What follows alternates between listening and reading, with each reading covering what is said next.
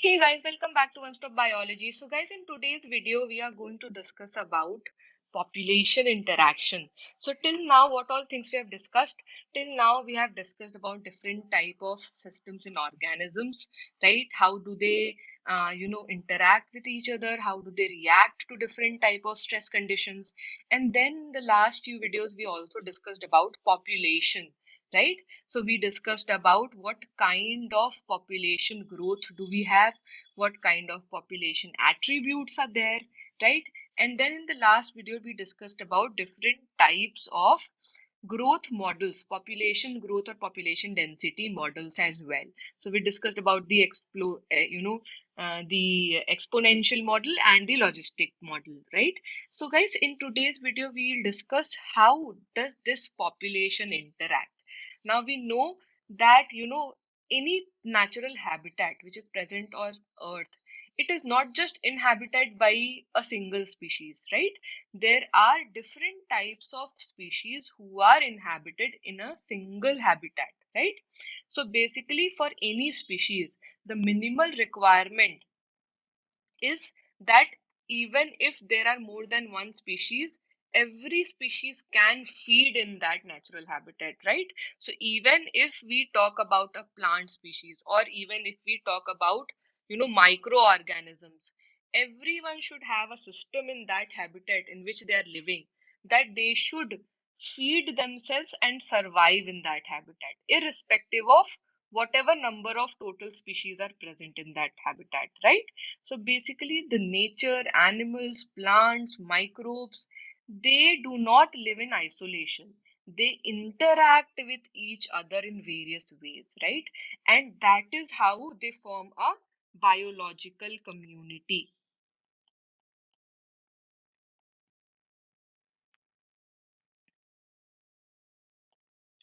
So, guys, before we start discussing about what kind of biological community they have, I have a very special announcement for you.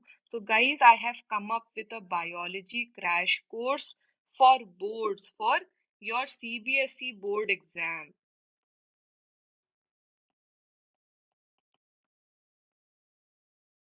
So, if you feel you are lacking in your biology preparation for your board exam, there is a 60 days biology crash course which is starting from 5th of March, right? And in that, you are going to get the live classes, chapter wise class notes, you will have various unit wise tests, full length tests, and these full length tests will be exactly on the pattern of boards, right? So, the board paper that you are going to appear for in the month of May, and you'll also get complete detailed NCRT solutions. Guys, this batch is starting from 5th March and it will go for 60 days. So it will end on 30th April, and the entire course fees is 4,000. But if you are going to pay before 28th, you are going to get this course in just 2,000 rupees. And to enroll for this course, you can DM us on One Stop Biology, or you can just drop a message on 6364321414. Okay. Okay, guys. So let's start off with our topic, which is population interaction.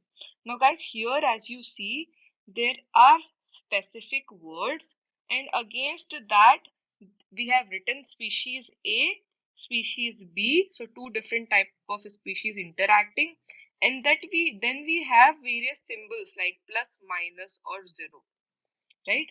Now, what does it mean exactly? So basically, guys, this interspecific interaction, it arises from interaction of population of two different species. Now, these species can be beneficial, these species can be detrimental, or these species can be neutral, right? So they neither harm do they benefit. Now if it is beneficial, we give it a positive sign. If it is detrimental, we give it a negative sign, and if it is neutral, we just give a zero. So here what you see is made up from these signs itself, right? So if both these species benefit each other, they are in mutualism and they are benefiting each other. If they are in competition, then they are basically harmful to each other. So both are negative. If they are in predation, one is going to predate, right? So the one who is going to predate is the predator. He or she, that particular species, is getting their nutrition. The one who is the prey on which the predator is preying upon, the prey is not getting anything out of it, right? So for that prey, it is a detrimental interaction. Again, in case of parasite, there are two species. One is the parasite, the other one is the host.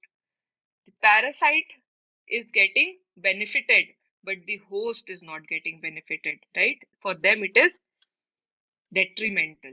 Now, again, commensalism. Now, commensalism is different from parasitism or predation, because here the one who is commensaling, right? The one who is using the other species is getting benefited, but the other species is not getting benefited, and they are not even getting any harm from the other species. So it is neither positive nor negative for them. It is a neutral relationship, it is a neutral interaction for them. And again, there is amensalism, right? So in amensalism, one species is harmed, right? While the other species has no effect, it is unaffected, right?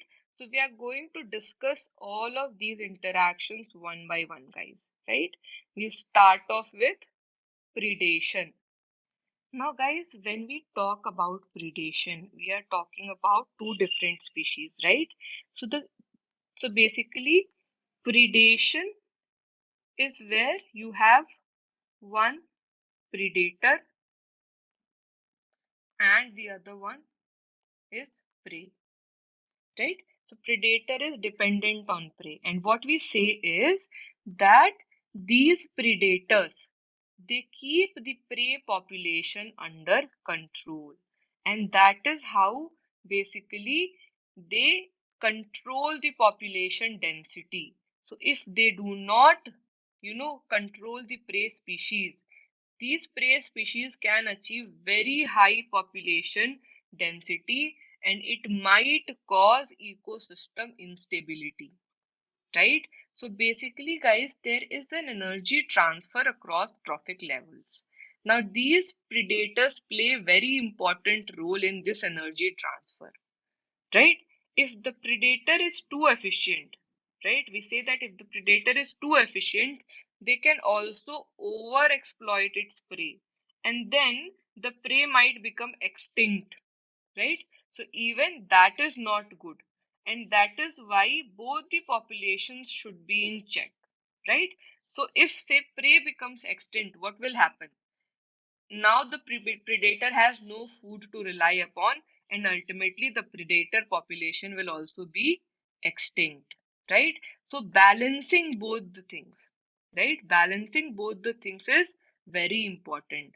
And guys, we use this biological control method in agricultural pest control as well. Remember, in agricultural pest control, we use the same concept where we control the pest population by having a predator, right?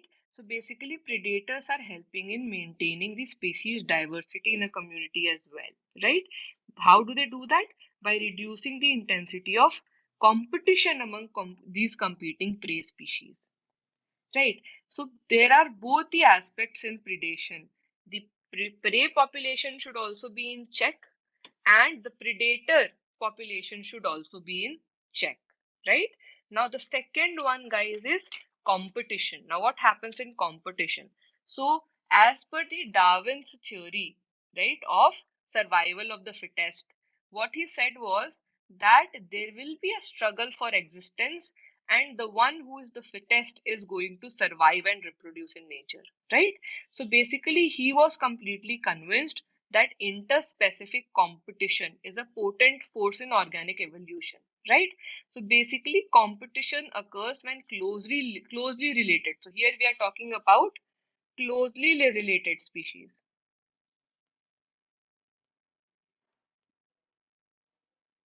right? So when closely related species start competing for the same resources and these resources are limiting, then what happens is,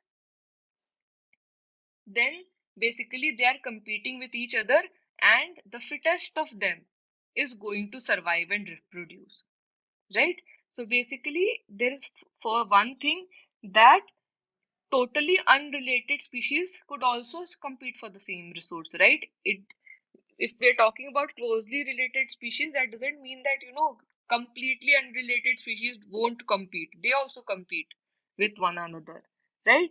For example, in America, in South American lakes, the flamingos, which are visitors, which are migratory birds, them and the permanent resident, which are fishes, they compete for their common food, which is the zooplankton in the lake, right? So even they compete. Now, competition can be best defined as it is the process in which the fitness of one species, right? Remember, fitness of one species is significantly lower in the presence of another species, right? Now, there are various evidences for this. So, basically, one is that in the Galapagos Island, the abundant tortoise they became extinct within a decade. When did they become extinct? After goats were introduced in the island, right? So this is basically because the greater browsing efficiency of the goats,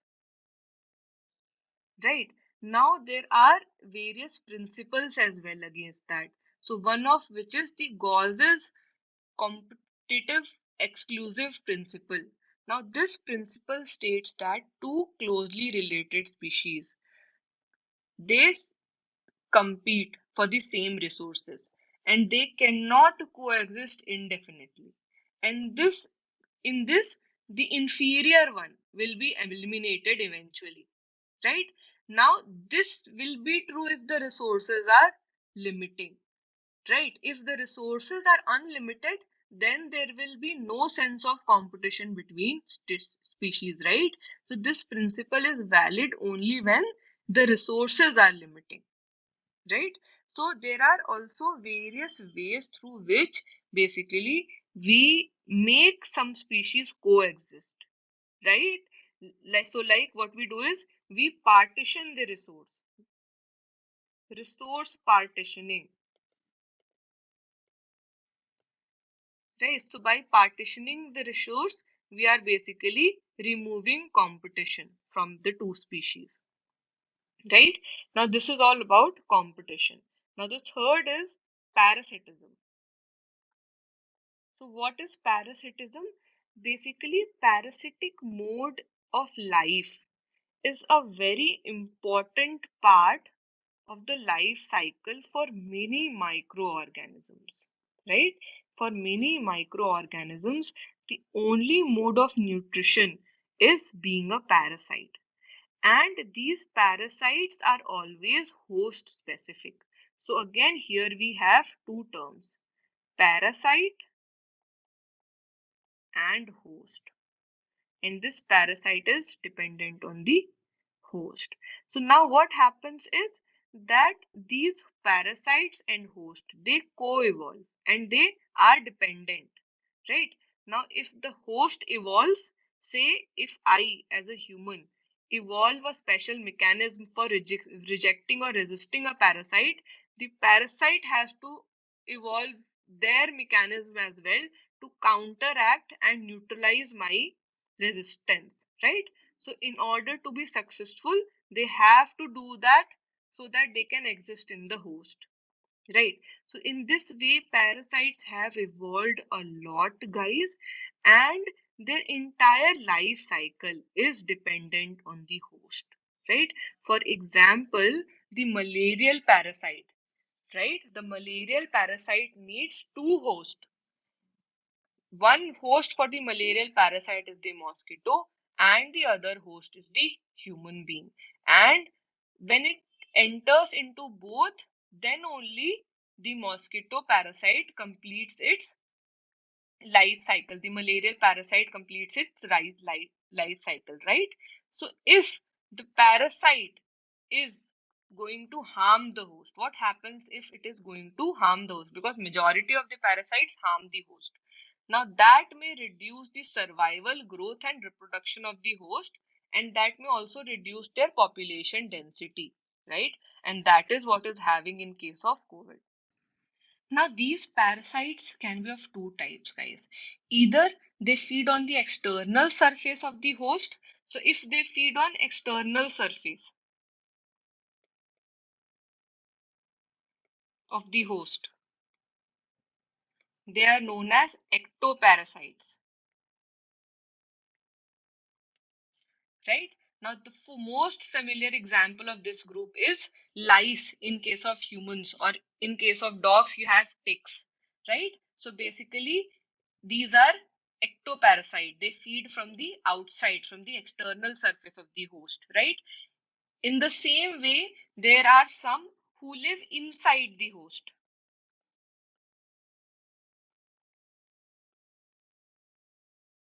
Now, parasites who live inside the host are known as endoparasites,